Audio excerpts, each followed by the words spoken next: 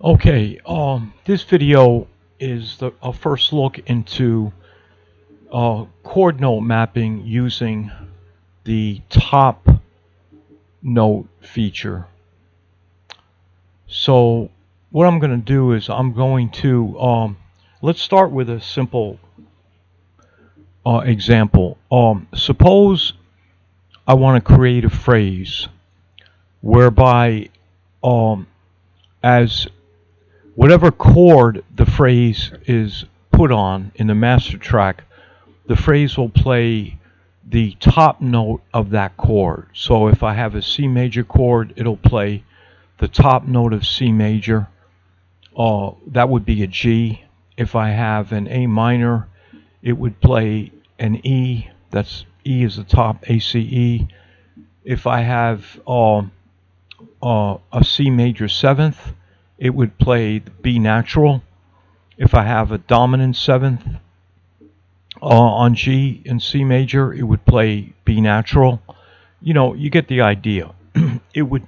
So we want essentially we want some kind of phrase in terms of melodic structure that's going to follow the contour of each phrase by playing the top note of that phrase. Now, if we take right now we're in C major, and I've got the one chord, one major selected up here, and to do what we I just described, let's just create a whole note for simplicity's sake. And we know that the top note of a C major chord is G, and we know that G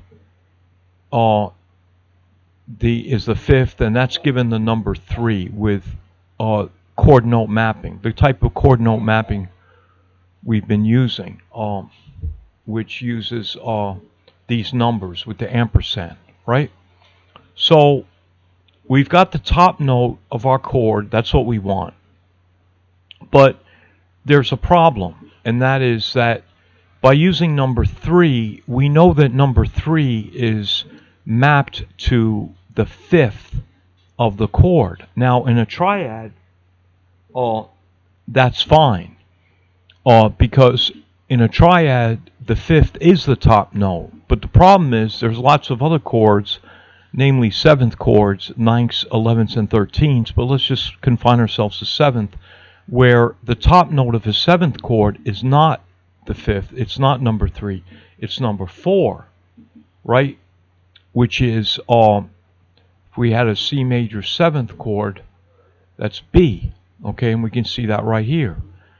So by using the mapping with these numbers, the ampersands and the numbers 1 through 7, or 1, -1 down through -6, it's not going to work. We're not going to be able to create a phrase which plays the top note of each chord. Now, if you think about it, another way to kind of solidify this whole idea is that in using the mapping scheme, these numbers, the number 1 will always be the root of the chord. It's not going to matter what kind of chord it is. So whether it's a C major triad, the number 1 is going to be C. If it's a C diminished triad, number 1 is still going to be C. If it's a C augmented triad, number 1 is still going to be C. Minor triad, same. If it's a C add 9, C is still going to be number 1. That's not going to change. But when we're dealing with the top note of different chords, even if we confine ourselves to just C chords, the top note will change. So in my example, I mentioned like a C diminished chord. Well, the top note of a C diminished triad is not G. The top note is going to be F sharp or G flat, right? So now we could use, it's true, we can use the the note mapping scheme with the numbers and ampersands for the fifth, even if it's a diminished chord. And let's try that. So if we go to C, diminished, and we change this to a number 3, it should play the F sharp, and it does. Okay, so that's no problem. All right. But as soon as we get into seventh chords and extensions above the seventh, this scheme here of 1, 2, 3, 4, 5, 6, or 1, -1, and all that, it's not gonna. We can't create a phrase that's going to play the top notes of a chord if the chords are gonna. If the master track includes any chords beyond triads, it's not going to work. Okay, that's where this scheme with the top note comes in. Now, just to see how this looks, let's go to the composition window, and I've created a simple master track which has 2 triads and 2 seventh chords. So we start out with a 1 and then 1 major seventh, then a 5, and then a 5 dominant seventh, 5/7 chord. Okay, and I created a simple phrase consisting of just one note, and I called it whole note number 3. Okay, which is the top of a triad. That's, let me go back to C major. That's the G. Okay, so number 3 is going to give us the 5th. Okay, all right. So if I select, I'm going to do this nice insert whole note top in. I'm sorry, I want the whole note number 3. That's not. I don't want the top. I want number 3. So let me highlight number 3. Okay. Make sure this is at the beginning, and then I go fill with whole note number 3. Okay, so here's what we get. We get measures 1 and 2 are playing the same G, and then measures 3 and 4 are playing a D, okay, which is the 5th. That's what the number 3 mapping is. It maps to the 5th, and that's what we get. The 5th of a C triad is G. The 5th of a C major 7th triad is still G. The 5th of a G triad is D, and the 5th of a dominant 7th G7 chord is still D. Okay, and that's not the phrase that we were trying to create, right? Because it just plays the same notes on measures 1 and 2 and the same notes on measures 3 and 4. That's not what we wanted. Okay, all right, so what I'm going to do is delete that, and then I created a note. I call this phrase here is called whole note top. All right, let me insert that. Okay, fill with whole note top. Now before we look at the composition, let's just go and see. Okay, so the top note of a C major triad is G, so nothing has changed there. Okay, that's fine. But as soon as we go to the 7th chord, remember we had 2 G's here. Instead of it being a G, now it's the B, because B is the top note of a C major 7th chord.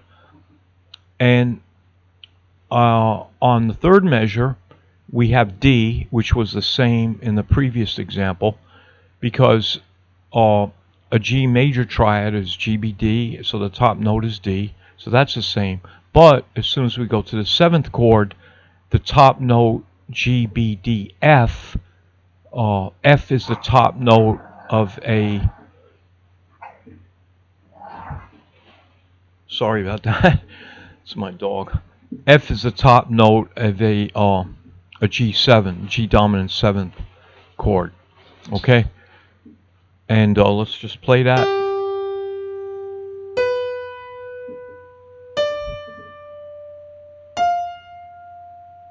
Okay? So it's completely different. I mean, the first phrase was G, G, right? And then it played D, D. Now we have G, B, D, going up to F. Okay? Completely different. And that's the point.